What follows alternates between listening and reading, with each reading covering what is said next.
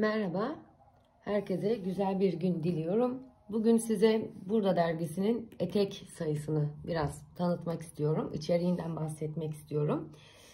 Sayı 2020'ye 14.50 idi ben aldığım zaman fiyatı.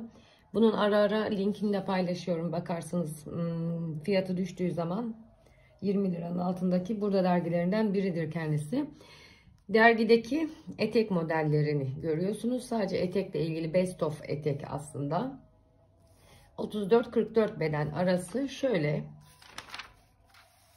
Patronun bedene uydurmayla ilgili bir sayfası var. Doğru ölçü almak. Bununla ilgili ben de gönderi paylaştım. Diğer arkadaşlarımız da gönderi paylaştı. Bir kalıbın en önemli şeylerinden biri, kalıp çıkartmadan önce ölçüyü doğru almaktır hanımlar. Dik dururken başınızın en üst noktasından topuğunuzun en alt noktasına kadar olan mesafeyi ölçün diyor beden boyunu alırken. Yani aslında tam boy ölçüsüdür bu. Duvara bir cetvel koyarız. Şöyle dik olarak o cetveli olduğu yeri işaretleriz. Ve normal duruşumuzla topuğumuzun geldiği yere kadar tam boy ölçümüzü alırız. Tam boy ölçüsü genellikle de beden kalıbı çıkarırken gerekli olan ölçülerden biridir. Göğüs ölçümüz, yani beden ölçümüz ise göğsün en geniş noktasından alınır. Kollarımızın altından geçiririz ve yere paralel olarak almamız gerekiyor. Ne çok sıkarak ne de çok gevşek bırakarak almamız gereken bir ölçüdür. Aynı zamanda göğsün en yüksek yerinden alınmalıdır. Bel ölçüsü ise belin en ince yerinden sıkmadan ve bol bırakmadan yere paralel olarak alınmalıdır. Ne demek yere paralel olarak alınmalıdır? Mezuramızın duruşu şöyle olmayacak veya şöyle olmayacak. Tam düz yerle olan mesafesi aynı olacak demektir. Yani şuradaki mesafeye baktığımız zaman aynı olacak demektir. Yere paralel olması demektir. O demek. Cetveli duvara dik koymak demek. Duvara yaslandığımız zaman duvara cetvelimizi böyle koyup şuraya bir işaret alıp buradan aşağısını ayak topuğumuza kadar ölçmemiz demek gerek. Basen ölçümüzü kalçamızın en geniş yerinden yere çok sıkmadan ve bol bırakmadan yere paralel olarak alıyoruz. Burayı özet geçiyorum. Şurada ne demiş? Ölçümleri asla patron parçaları üzerinden yapmayın. Tüm burada patronlarına o model için gerekli olan rahatlık payları verilmiştir. Yani hep sorduğunuz soru bu da. Bolluk payları içinde mi hocam? Evet, burada dergilerinde bolluk payları içinde. Zaten bir kalıba karar verdiğiniz zaman kalıpla ilgili ne yazılmış ise mutlaka okumanız gerekiyor. Hangi malzeme, hangi kumaş önerisi, patron. Bazen patronlar da diyor ki dikiş payları içindedir. Mesela çok revaçta bugünlerde şu derginin şu kalıbında bakın, dikkatlerden kaçmasın. Bizim de ilk diktiğimizde gerçekten benim de dikkatimden kaçmıştı açıkçası. Şuraya hatta not aldım. Dikiş payları içinde. Ne diyor bakın? A, B, C, D parçaları için patron verilmemiştir. Bunları doğrudan kumaşa çizebilirsiniz. Verilen ölçülere 1,5 santim dikiş payı dahildir. Şurada yazılan bir satır yazı bile sizin, pardon çok özür dilerim, kaydırmışım ekrana bakarken. Şu dergiden bahsediyorum. Şu bizim gene milli sweatshirt kalıplarımızdan biri oldu biliyorsunuz. Burada notumu almışım. Kısaca geçiyorum. Verilen ölçülere 1,5 santim dikiş payı dahildir yazısı şurada. Bunu biz başta okumamıştık. Normal dikiş paylarını 1 santimden vermiş. Gerçi sweatshirtlerde çok fark etmiyor. Evet, esneyen kumaşlarda, ama bazı modeller için önemli bir ayrıntıdır. İnşallah gene kaydıra kaydıra yapmıyorum. Neyse, şuraya dönüyorum tekrar. Tüm burada patronlarına o model için gerekli olan rahatlık payları verilmiştir. İster bol bir bluz, ister dar bir elbise, ister bele oturan bir blazer veya düz kesimli bir manto dikin. Hareket noktanız daima gerçek beden ölçüleriniz olmalıdır. Yani siz ne yapacaksınız? Normal gerçek beden ölçülerinizi alıp şu ölçü tablosuna göre kendi bedeninizi bulacaksınız. Diyelim ben 40 bedenim. 40 bedenim, duyuyorsunuz değil mi? 42 değil. Şöyle de bir ayrıntı var. 40 bedene 1,68 boy vermiş. Hatta boyları 1,68'den sabitlemiş. Buradan Burada dergisinin yetkililerine de sesleniyorum. 1.68 değiliz arkadaşlar biz. Biz 1.68 değiliz. 1.68 kadınlarda var ama ortalamamız 1.55, 1.60. Kusura bakmayın. O yüzden şurası artık yani ne dikersek dikelim giysinin boyunu kendi boyumuza göre ayarlamamız gerekiyor demektir bu. Biz Alman kadınlarının standartlarına uymuyoruz maalesef. Göğüs ölçüsü 92, bel çevresi 74, basen genişliği 98. Ben de şöyle bir durum oluyor. Göğüs çevresi uyarken bel çevresi uymayabiliyor. Yani göğsüm 40 iken belim 42 olabiliyor veya belim 38 iken kalçam 40 olabiliyor. Basen genişliği için de aynı şey geçerlidir. Şuradaki ölçülere göre en çok neresi sizin modelinizde eğer önem arz ediyorsa oradakine göre sabitleyip diyelim ki basen genişliği önemlidir. En geniş yeri vücudumuzun basendir. 40 beden çıkaracağız demektir. Daha sonra 38 beden ölçülerine gelip kalıp üzerine bir 92'yi 88'e uyarlayabiliriz hanımlar. Onunla da ilgili zaman zaman videolarımda ben yer veriyorum. Yani ne diyoruz? Şöyle bir eteğimiz var. Diyelim ki şurasını biz burada dergisinden 40 bedenden çıkardık ama belimiz 38 beden. 38 beden 40 bedenin bel ölçüsü 92 ise biz bunu ne yapacağız? 88'e uydurmamız gerekiyorsa yan penslere ve ön arka penslere eşit olarak bu aradaki farkı dağıtacağız. Yani bu belimizi biz 88'e eşit olarak ölçeceğiz. Pensleri atlaya atlaya ölçtüğümüzde beli 38'e denk getirip tekrar kalça ve bel arasındaki çizgimizi çizeceğiz. Aslında ne anlatacaktım? 6 dakika hatta 7 dakika olmuş. 7 dakikaya kadar neler anlattım. Bu da benim artık vazgeçilmez bir huyum oldu. Evet, yandan fermuarlı etek modellerini gösteriyorum. Ekose desenli bir eteğimiz var.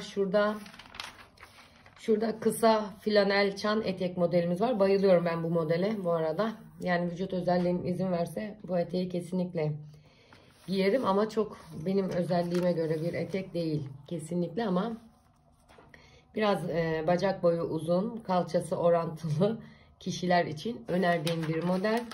Burada da esnek kemerli örgü etek var. Aynı zamanda 6 parçalı etek gibi, 4 parçalı etek gibi düşünün bunu. Yani parçalarını yapabilirsiniz yeniden bunun üzerinde.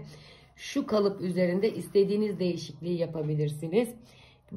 Kalçayı biraz daha tutup etek ucunu balık etek gibi açabilirsiniz. Şu şekilde. Tam videomu burada yarıda kesmek zorunda kaldım. İnşallah birleştirirken bir sorun yaşamam. Yoksa parça parça paylaşacağım. Evet, devam ediyorum. Şu etek gene bizim bayıldığımız eteklerden biri. Çok şık bir etek. Bunu istediğimiz gibi gene buradan diyelim ki kalçamız 40-42, belimiz 38. Şuradaki ölçüyü ayarlayabiliriz. Çünkü pensleri var. Pensleri ve beli birbirine ayarlayarak yapabiliriz. Evet, bu eteğe geldik. Şimdi de geçiyorum. Şöyle çok basit dikimi ama çok da şık bir etek bu da. Dikiş arası cepli diz boyu pilili etek. Pilili etek ise hem pilili hem ekoseli, yani dikkatinizden kaçmasın. Kanun pilili etek, pili kaşeli etek, A pilili etek, bir sürü söz söyleniyor. Bu piliyi böyle kapatırsanız pili kaşı olur. Tam ters görüntüsü de kanun pilidir bunun. Yani tersinden görüntüsünde kullanabilirsiniz, yüzünden görüntüsünde kullanabilirsiniz. Kanun pili olarak kullanabilirsiniz. Sahte cep kapaklı mini etek, yani cep yok, sadece cep kapakları var. Şunu da diktik biz atölyemizde. Hatta bebek bekleyen bir kursiyerimize yapıyoruz şu an.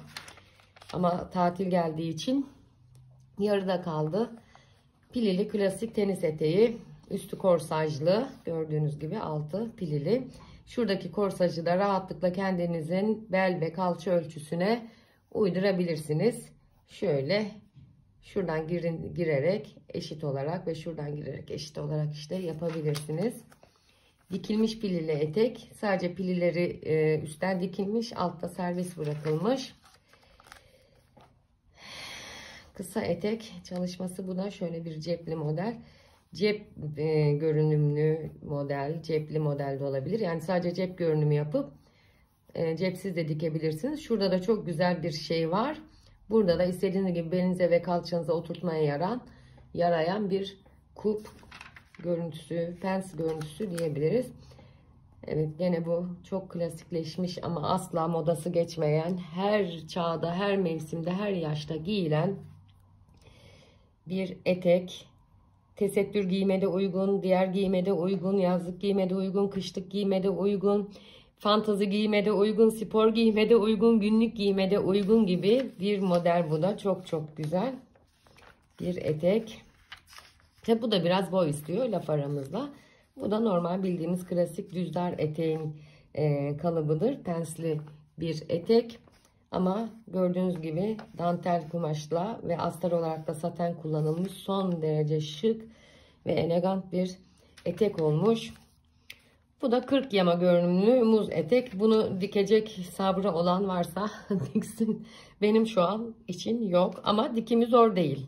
Sadece işte desenli ve iki parçalı olduğu için bu parçası şundan, bu parçası bundan diye tek tek hesaplamak gerekiyor. Gelelim asıl anlatmak istediğim, yani dergiyle ilgili anlatmak istediğim konuya. Çok soru geliyor bununla ilgili, DM'den de, yorumlardan da, normal sohbetlerimizde de. Özellik gösteren bedenler için ne yapmalıyız? Bu dergi özellik gösteren bedenler için, yani ince belde, kalın belde, çukur belde neler yapmalıyız patron üzerinde, etekler üzerinde anlatmış. Bu yüzden bu dergiye yani sahip olmanız arşiviniz için sizin uygun olacaktır. Ekranımı yeniden kontrol ediyorum, nasıl gözüküyor?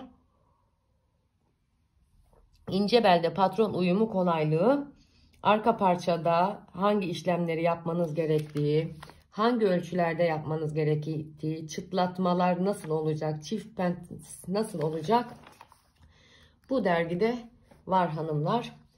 Kendinize dikiyor olabilirsiniz, müşterinize dikiyor olabilirsiniz, öğrenciniz için yapıyor olabilirsiniz. Sipariş usulü internetten ölçü alarak yapmış olabilirsiniz ama bu yani geniş kalça, ince belde, çift pensi nasıl veriyoruz? İşlem basamakları burada var. Birçok gene bu coğrafyada yaşayan kadının, ben de dahil olmak üzere, genel problemi çukur bel. Çukur bel. Biz ne alırsak alalım, yani konfeksiyon usulü de alsak, gitsek mağazadan da alsak, kalıp da çıkarsak, kendi ölçülerimize göre de kalıp çıkarsak, çukur bel bizde her zaman sıkıntı olmuştur biliyorsunuz. Onda da yapmanız gereken işlemler burada işlem basamaklarıyla verilmiş. Çıkık göbeklere göre patronun ayarlanması. Hiçbirimiz çıkık göbekli olmadığımız için bunu öğrenmeseniz de olur diyeceğim ama durum öyle değil biliyorsunuz. Göbekli hanımlar için ne yapmamız gerektiği verilmiş. Yuvarlak kalçalara uydurulması için. Yuvarlak kalça, yani çıkık ve yuvarlak kalçalarda biliyorsunuz burada bir arkada yukarıya kalkma olur etek ucunda. Onu engellemek için ne yapılması gerektiği verilmiş. Ve son olarak da patronların büyütülüp küçültülmesi, yani az önce anlattığım gibi kendi ölçülerimize uygulama, sıçrama noktaları ve yönleri verilmiş. Burada serilemedeki patronun uzatılması, patronun kısaltılması, iki tarafı aynı olmayan basenlerde patron uyumu diyor. Yani gene özellik gösteren beden diyoruz biz bunlara. Yani normal bedenlerin dışındaki bedenler de ne yapmamız gerektiği dergide anlatılmış. Ve en son sayfasında da doğru fermuar dikimi var. Hem fiyatı uygun hem içeriği zengin. Sadece de eteklerle ilgili olmasının yanı sıra birçok bilgiyi de içinde barındırıyor bu sayı. Tavsiye ediyorum. Şu sayfa zaten genel olarak bütün burada dergilerinde vardır biliyorsunuz. Dikişe ilişkin bilgiler ve ipuçları. İşte dikişe ilişkin bilgiler ve ipuçları, doğru ölçü alma, genel olarak bizim bütün burada dergilerimizde var. Bir sonraki gönderimde de inşallah şu dergiyi, yani buradanın pantolon tulum sayısını tanıtmayı düşünüyorum. Bu da fiyatı uygun olan dergilerden biri. 16.50 idi. En son bir 14 liraya da internette görmüştüm. Şimdilik bu kadar hanımlar. Güzel bir gün diliyorum. Sorularınızı, yorumlarınızı, eksik bıraktığım yerleri, beğenilerinizi mutlaka gönderinin altına bekliyorum. Herkese iyi çalışmalar diliyorum. Hoşça kalın.